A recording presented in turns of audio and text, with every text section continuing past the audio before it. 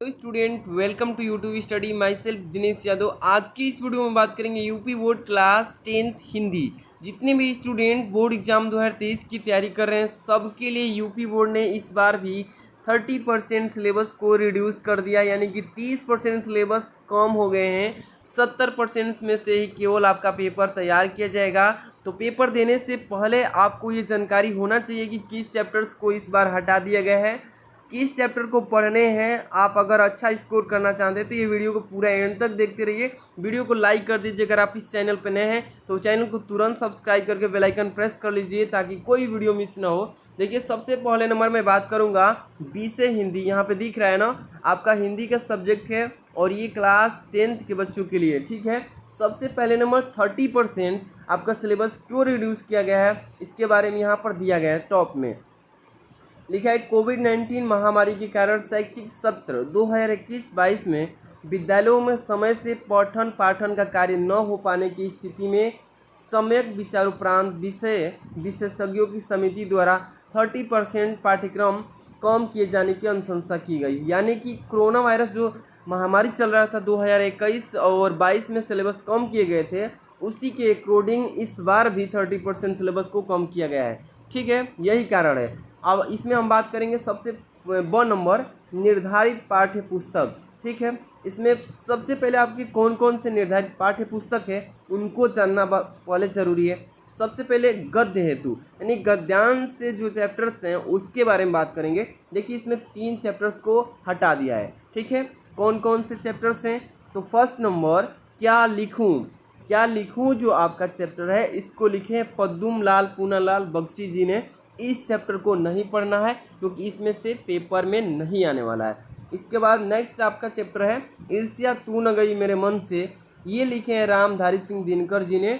इस चैप्टर्स में से पेपर में नहीं आएगा, इसको भी टिक कर लीजिए। नेक्स्ट यानी कि थर्ड नंबर गद्यांश वाला चैप्टर है पानी में चंदा और चांद पर आदमी, ये जयशंकर प्रसाद भारती जी ने लिखा है और इसमें से भी पेपर में नहीं आएंगे क्वेश्चंस। यानी कि 3 चैप्टर को हटा दिया है आपके हिंदी क्लास 10th गद्यांश से। आगे हम बात करते हैं इसके बाद काव्य यानी कि काव्यांश वाला चैप्टर है, उसमें से देखिए कितने चैप्टर्स को हटाया है, रिमूव किया है। देखिए, फर्स्ट नंबर सुमित्रा नंदन पंत, सुमित्रा नंदन पंत जो लिखी हैं चंद्रलोक में प्रथम बार, ये आपका पाठ का नाम है चंद्रलोक में प्रथम बार, और इस पाठ को लिखिए सुमित्रा नंदन पंत जी ने। इसके बाद नेक्स्ट चैप्टर आपका हटा है माखनलाल चतुर्वेदी, माखनलाल चतुर्वेदी जी ने जवानी वाला जो चैप्टर है उसको लिखा है। इस चैप्टर को भी हटा दिया गया है। इस बार बोर्ड एग्जाम में इसमें से एक भी क्वेश्चन नहीं बनाए जाएंगे। इसके बाद थर्ड नंबर केदारनाथ सिंह, केदारनाथ सिंह ने नदी वाला जो चैप्टर है उसको लिखा है और इस चैप्टर को भी हटा दिया गया है। इसके बाद देखिए चौथा नंबर जो चैप्टर है अशोक वाजपेयी वाला, अशोक वाजपेयी जो युवा जंगल के चैप्टर को लिखे थे, इसको भी हटा दिया गया है। इसके बाद देखिए 5 नंबर जो आपका चैप्टर है महादेव वर्मा जी ने लिखा है और इस चैप्टर का नाम क्या है, वर्षा सुंदरी के प्रति, ठीक है। तो ये था आपके गद्यांश और काव्यांश से चैप्टर्स जो कि हटा दिए गए हैं। अब इसके बाद हम संस्कृत वाला चैप्टर से बात करेंगे, यानी संस्कृत में चलेंगे, इसी हिंदी के संस्कृत में। आगे देखिए इसमें क्या लिखा है, इसमें केन किम वर्धते, केन किम वर्धते वाला क्वेश्चन को हटा दिया गया है, ठीक है। अब इसके बाद देखो अनियोक्ति विलास, इसको भी हटा दिया गया है। तो इस दोनों को अच्छे से आप चेक कर लीजिए, चेकआउट करके इसको टिक कर लेना है। इसमें इस पेपर में एक भी क्वेश्चन नहीं आने वाला है। अब यहाँ पर देखिए संस्कृत एवं हिंदी व्याकरण, संस्कृत और हिंदी व्याकरण वाला क्वेश्चन जो है आप देख सकते हैं क्या है। पहला समास है, असमास में कौन से समास को हटाया है, कर्मधारय समास से और बहुव्रीहि समास, इस दोनों समास से क्वेश्चन एक भी नहीं आने वाला है। इसके बाद संधि के बारे में देखेंगे। संधि, संधि में एक वृद्धि जो है, इस वृद्धि वाला संधि को हटा दिया गया है। इसके बाद सर्वनाम में आपको देखिए तद को हटा दिया है, इसके बाद युष्मद को हटा दिया, दोनों को सर्वनाम में हटा दिया है। इसके बाद धातु रूप जो है, धातु रूप में 2 धातुओं को हटाया है, एक दृश्य को एक पश्च को, तो टिक कर लेना इसको। आगे चलेंगे, यहाँ पे क्या दिया है कि यहाँ पे लिखिए उपर्युक्त, यानी कि ऊपर दिए गए अनुक्रम में 70% यानी कि 70% ऑफ पाठ्यक्रम निम्नवत है, यानी कि जो ऊपर दिए गए थे उसके ठीक नीचे जो दिया गया है ये देखिए, आपको यहाँ पे यानी कि आपका जो पेपर होगा ये 70 मार्क्स का होता है, क्योंकि देखिए आप जो क्लास 10th में बच्चे हैं ना, आपका प्रैक्टिकल 30% का होता है और 70% का रिटन एग्ज़ाम होता है, ठीक है। तो यहाँ पर देखिए आपका पेपर जो होगा लेवल, पेपर का लेवल इसी टाइप से बनाए जाएंगे। तो दिख रहा है यहाँ पे लिखा है विषय हिंदी क्लास 10th, और यहाँ पे दिख रहा है कि किस चैप्टर से कौन से आने वाले हैं। तो देख सकते हैं फर्स्ट नंबर जो आपका चैप्टर है हिंदी गद्य, यानी कि गद्यांश वाला पार्ट है, गद्य के विकास पर संधि परिचय। इसमें से देखिए क्या लिखा है कि शुक्ल तथा शुक्लोत्तर युगोला से आएगा, वो भी 5 नंबर का आएगा। इसके बाद ख नंबर हिंदी पद यानी कि पद्यांश से क्वेश्चन पूछेगा, रीतिकाल तथा आधुनिक काल से, ठीक है, ये भी 5 नंबर का आता है। तो टोटल आपके 10 मार्क्स हो गए। अब देखिए इसके बाद आपका नेक्स्ट चैप्टर जो है दूसरा नंबर, इसमें गद्य हेतु निर्धारित पाठ्य वस्तु। इसमें देखिए 30 तरह से क्वेश्चन आएंगे। एक तो आएगा आपका संदर्भ लिखने के लिए, गद्यांश दिया रहेगा, संदर्भ लिखना होता है और उसी में अंडरलाइन किया हुआ होगा, तो उसमें लिखना पड़ेगा रेखांकित अंश की व्याख्या। इसके बाद तत्परक प्रश्न, उसके नीचे प्रश्न दिए रहेंगे, उसका उत्तर लिखना होता है। ये टोटल आपके दूसरा जो चैप्टर है इसमें से 6 नंबर का क्वेश्चन बनता है, ठीक है। इसी तरीके से क्वेश्चन आएंगे पेपर में। अब यहाँ पर देखिए थर्ड नंबर जो चैप्टर है आपका, थर्ड नंबर चैप्टर क्या है तो देख सकते हैं यहाँ पे लिखा है काव्य हेतु निर्धारित पाठ्य वस्तु से, ठीक है। यहाँ पे लिखा है,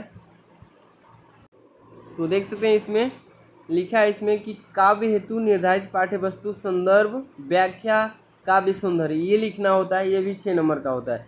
4 नंबर वाला क्वेश्चन जो आएगा, यानी कि 4 नंबर वाला क्वेश्चन चौथा नंबर चैप्टर से ही आएगा, ठीक है। संस्कृत गद्यांश रहेगा, उसमें संस्कृत पद्यांश भी रहेगा, दोनों रहते हैं। संस्कृत में गद्यांश और पद्यांश दोनों को क्या करना है तो हिंदी में अनुवाद करना होता है।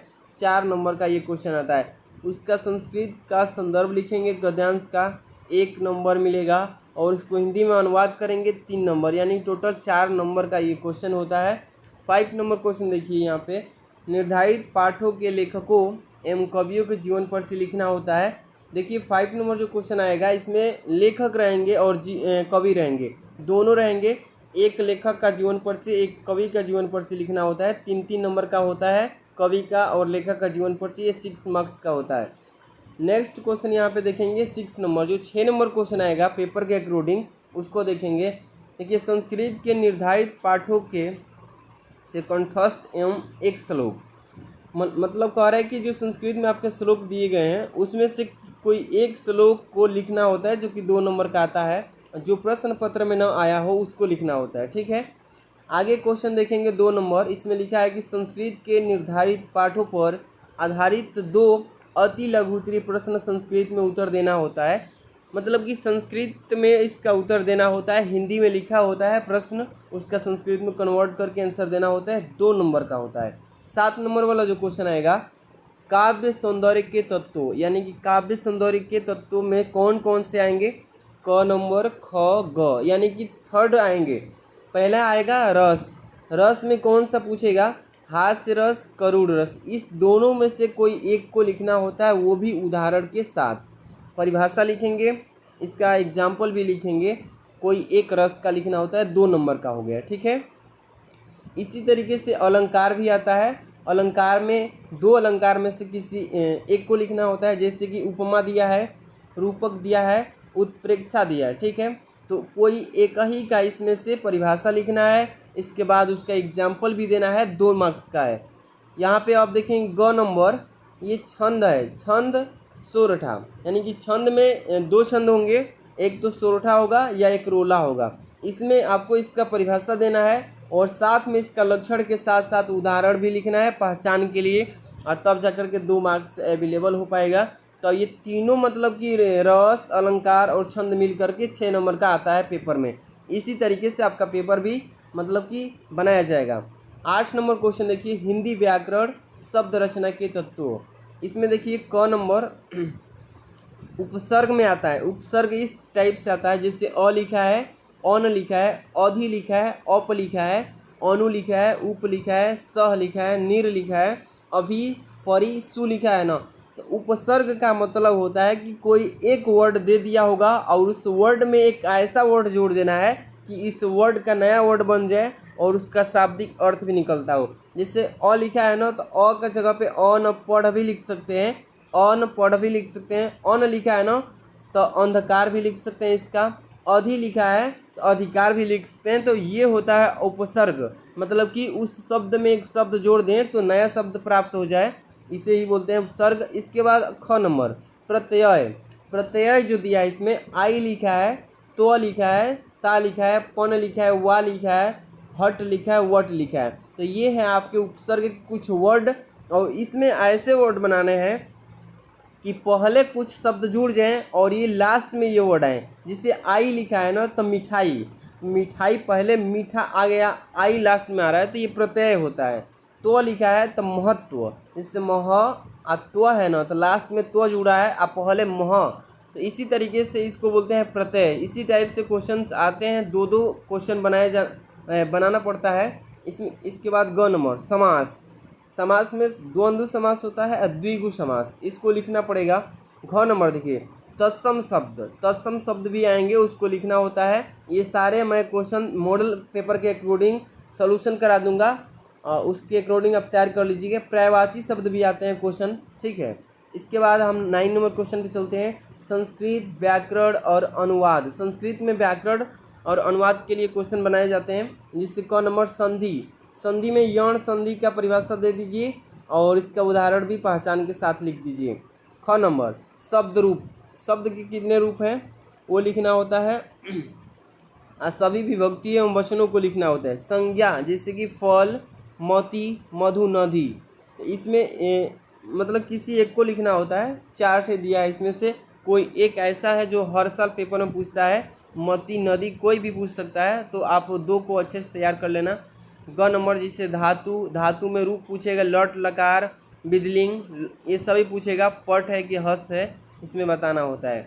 घ नंबर देखिए हिंदी के सरल वाक्यों का संस्कृत में अनुवाद, हिंदी में लिखा रहेगा, संस्कृत में आंसर देना होता है, ठीक। 10 नंबर देखिए 10 नंबर क्वेश्चन निबंध रचना वैज्ञानिक, सामाजिक, धार्मिक, सांस्कृतिक, आर्थिक समस्याओं पर आधारित एवं जनसंख्या, स्वास्थ्य, शिक्षा, पर्यावरण या यातायात के नियम पर आधारित विषय पर। इसके बाद आपकी 11 नंबर क्वेश्चन जो दिख रहा है खंड काव्य। खंड काव्य संक्षिप्त कथा वस्तु घटनाएं चरित्र चित्रण से क्वेश्चन आता है। 3 नंबर का क्वेश्चन पेपर में आता है। इसी टाइप से क्वेश्चन पूछे जाएंगे। तो ये रहा आपका पूरा पेपर का आकलन की इस टाइप से क्वेश्चन आएंगे। और यहाँ पे लिखा आंतरिक मूल्यांकन प्रत्येक 2 माह के अंतिम सप्ताह में होता है। तो इससे आपको मतलब नहीं है, आपको समझना था पेपर का किस टाइप से क्वेश्चन बनाए जाएंगे, तो मैंने बता दिया है। और आप इन सभी को पढ़ करके अच्छे से तैयारी कर लीजिएगा, है ना। इसी टाइप से आपके क्वेश्चन पेपर भी बनेंगे। 30% जो सिलेबस को रिड्यूस किया है उसको आप अच्छे से टिक करके और उस पर फोकस नहीं करना है। और इस वीडियो के डिस्क्रिप्शन में टेलीग्राम का लिंक दे दिए हैं, ज्वाइन हो जाइए। क्लास 10th लिखा होगा 2023 बोर्ड एग्जाम, वहीं पर हैंड रिटेन नोट्स भी फ्री में अवेलेबल हो जाएगा। मिलते हैं नेक्स्ट वीडियो में। Thanks for watching.